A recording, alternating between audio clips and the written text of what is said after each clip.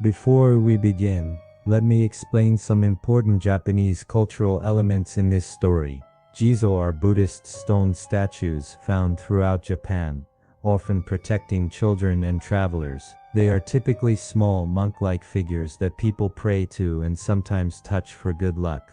Buddhist temples in Japan are often located on mountains, accessed by long stone staircases. In Japanese Buddhism, people often make offerings and prayers to statues, and some regional traditions involve special interactions with certain statues. Now let's begin our story. Hey, do you guys know about the Jizo with a head? This happened a few years ago. We were third-year college students at the time. It was summer. The three of us were eating lunch in the university cafeteria, when Kevin, who loved ghost stories, brought it up during our casual conversation. Jizo with a head? Come on, that's just a normal Jizo statue, isn't it? Sam, who was sitting next to me drinking miso soup, said mockingly. There was Kevin, Sam and me. Kevin had ordered a large curry, Sam had the salmon set meal, and I had soy sauce ramen, our usual menu with our usual group. But indeed, if it had been a headless Jizo, I might have heard of it in some ghost story, though I couldn't remember clearly. It would make for good conversation material. However, Kevin had said, Jizo with a head. As Sam pointed out, that would just be a normal Jizo statue with its head intact. No, you're wrong. Listen. There are 6 Jizo statues around that area, and except for the one Jizo with a head, all the others have lost their heads. I see Jizo, that's why it's called the Jizo with a head. I tried to imagine the scene. Out of 6 Jizo statues, only one still had its head. Hey, why did that happen? Well, the story goes that the one Jizo with its head cut off all the other Jizo heads. Kevin stuck out his tongue and made a slashing motion across his throat with his spoon. But what would a Jizo gain from doing such a thing? Who knows, maybe it wanted to keep all the offerings to itself. When Kevin answered this way, Sam started coughing violently. He took out a pocket tissue and wiped his mouth. Darn it, I choked on my food because of you. What? How is that my fault? Sam told the complaining Kevin that it was indeed his fault. As for me, I was beginning to feel a bit interested in this Jizo. So Kevin, is there anything else about this Jizo with a head? Oh yeah, there is. The most important thing is that the Jizo with a head attacks people. At that moment, Sam started coughing again. It comes to life at night and goes around harvesting people's heads. It wanders around the temple muttering, "Got any spare heads? Got any spare heads?" Please stop, I can't breathe properly right now. Sam's eyes were watering from all the coughing. What's wrong with you, Sam? You have no sense of romance. Don't you believe my story? What romance, Kevin? You should go apologize to that Jizo right away. That's exactly it. Kevin shouted so loudly that I was startled and choked, causing a piece of ramen to come out of my nose. It had been a while since that happened to me. Let's go tonight, we'll check it out ourselves. If the rumor is false, I'll apologize as much as you want. Kevin said this while Sam looked up at the ceiling in exasperation. Here we go again, he was probably thinking. Kevin was the type who enjoyed visiting such places, what you'd call a test of courage enthusiast. We had been to many supposedly haunted locations before, always with Kevin suggesting it, me agreeing, and Sam being dragged along. Alright then, tonight we're doing a test of courage at the Jizo with a head. It's decided. Kevin forcefully pushed the conversation forward. Sam looked at me pleadingly for help. I grinned at Sam while slurping my ramen. Sam hung his head powerlessly with a half smile, and silently shook his head. By the way, is that Jizo nearby? Yeah. At Seiryu Temple. When I heard that name, Sam's head, which had been hanging down, lifted slightly, and his eyebrow twitched. Then, in a voice so quiet that probably only I could hear, he muttered, I see. Seiryu Temple. I wondered what that was about, but unfortunately my mouth was full of ramen at the time, so I couldn't ask. After that I missed the chance to ask, and before I knew it, the specific meeting place and time had been decided. Kevin's efficiency at times like these was remarkable. Unfortunately, this skill was never displayed in everyday situations. And so that day, we ended up visiting the Jizo with a head at Seiryu Temple. That night we were supposed to meet individually at the foot of the mountain where Seiryu Temple was located. Seiryu Temple sits atop a small mountain that overlooks our town.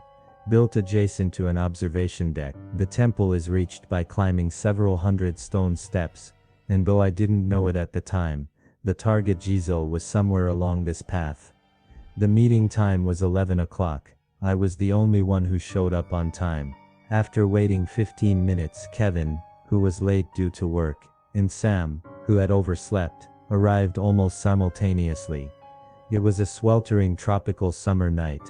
The three of us, flashlights in hand, climbed sweating toward the location of the Jizo.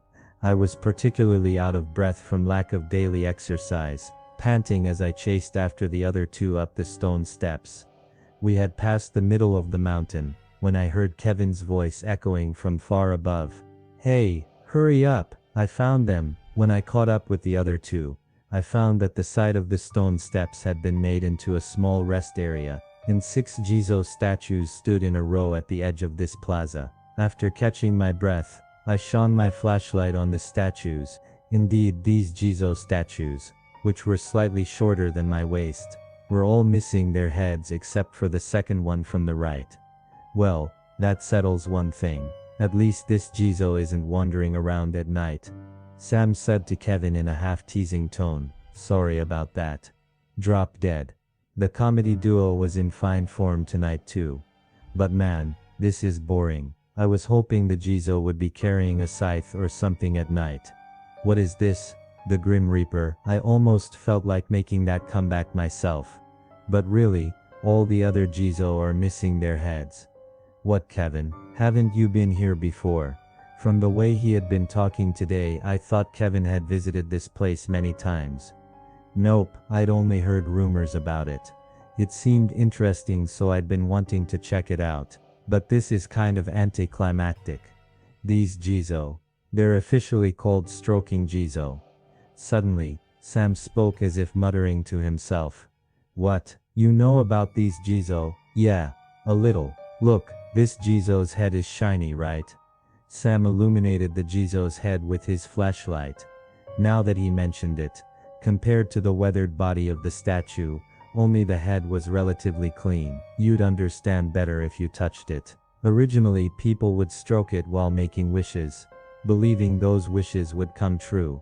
It got so shiny from being touched so much. Thinking that made sense, I gently stroked the smooth head of the Jizo with a head. It felt like stroking a bowling ball. The texture was quite pleasant. Even now, some people still know about it, but it used to be much more famous. Everyone knew about Seiryu Temple's stroking Jizo, but that's what caused the problem. Both Kevin and I listened quietly to Sam's story. Something about the way he told it, like he was recounting an old tale, seemed slightly different from his usual manner. This happened about 30 years ago. There was an incident where just the heads of all 6 Jizo were stolen. The culprit was never found. Only the heads were cleanly removed. It was probably just a prank, or maybe someone wanted to monopolize the stroking Jizo's benefits. Wait. Hold on. Then what's this head? Kevin asked. I had the same question. It was a natural thing to wonder. They hired a craftsman to replace just the head of one Jizo. I looked at the Jizo again. Now that he mentioned it, there did seem to be some cracks around the neck area. So the head being clean wasn't just because people stroked it.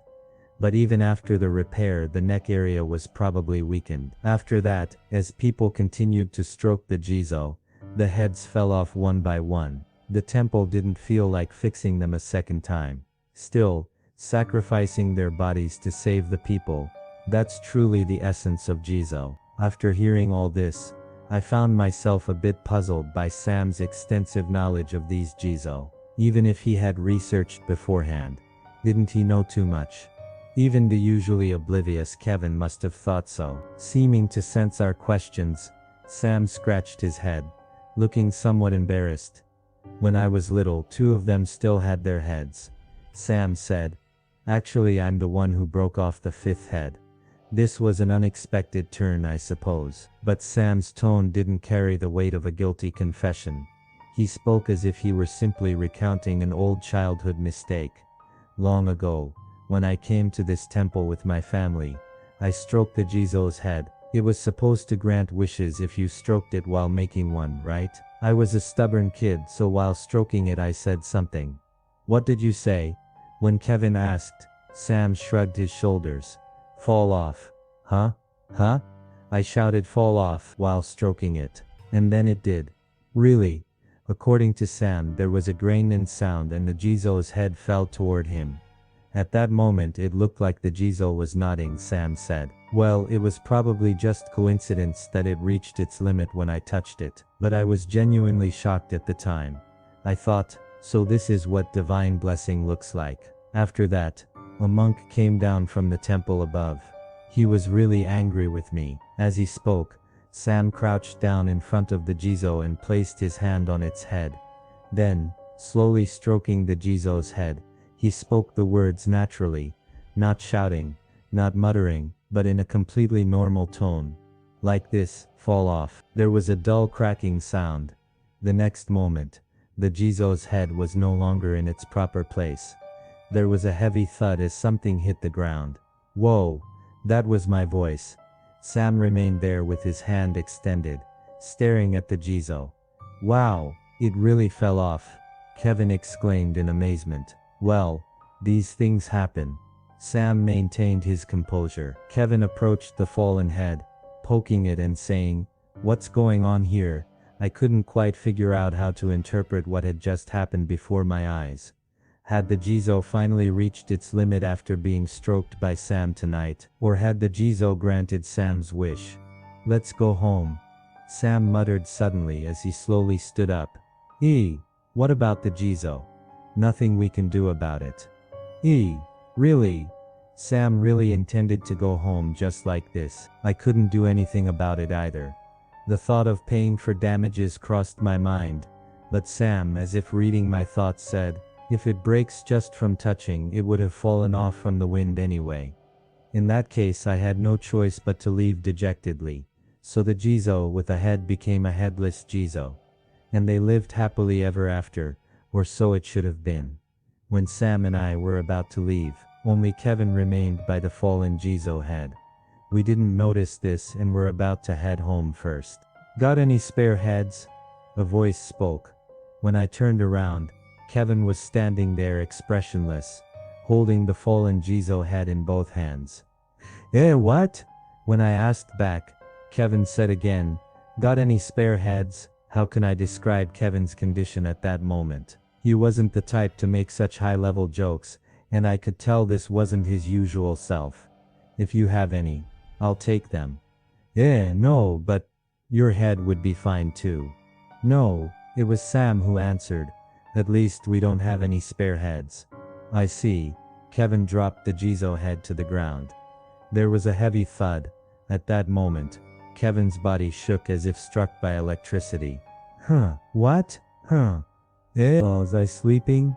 Kevin didn't seem to remember his actions from moments before. "How should I know? Let's go home." Sam said this and quickly left the plaza, heading down the stairs. Wait up. What? Explain this to me." Kevin hurried after Sam. I stayed there for a while, staring blankly at the Jizo head lying on the ground. Strangely, I didn't feel scared at all. Was the Jizo still trying to work, to grant people's wishes? Come to think of it, when I stroked the Jizo earlier, I hadn't made any wish. A thought suddenly occurred to me, and I picked up the Jizo's head. It was heavy, really heavy. After checking the cut surface, I placed the Jizo's head back in its original position and stroked it. Please reattach. Please reattach." I gently removed my hand. The head didn't fall off again. I slowly backed away, and hurried after the other two, leaving the scene. Some time later, I heard from Kevin that the Headless Jizo at Seiryu Temple had apparently been demolished. I decided not to ask how many of them there were.